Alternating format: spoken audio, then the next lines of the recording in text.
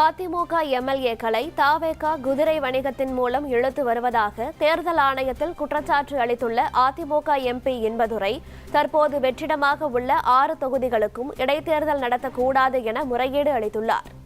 தமிழ்நாட்டில் தற்போது நடைபெற்று வருகிற அரசியல் சூழ்நிலையில் தாவேகா அரசு தனக்கான ஆதரவு தளத்தை செயற்கையாக உயர்த்துவதற்காக குதிரை பேரத்தில் ஈடுபட்டுள்ளது. இது ஆரம்பத்திலிருந்து நாங்கள் சொல்லிட்டு வரோம். விராலிமலை விஜயபாஸ்கர், இன்னொன்று கரூர் விஜயபாஸ்கர்.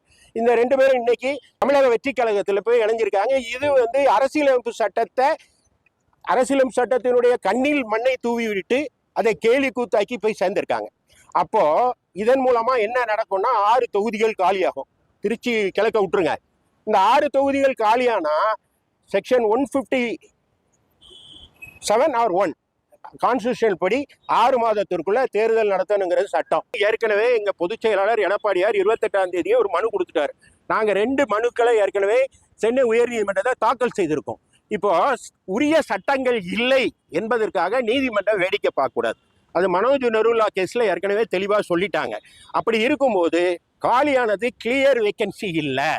அங்க அது சர்ச்சைக்குரிய வகையில அதாவது ஆர்டிபிஷியலா ஒரு 6 இடத்தை காலியா காமிச்சிருக்காங்க. எனவே அங்கே தேர்தல் நடத்தக்கூடாதுங்கிறது எங்களுடைய முதல் பிரேயர். 2வது, இவர்கள் மீது விசாரணை நடத்தணும்.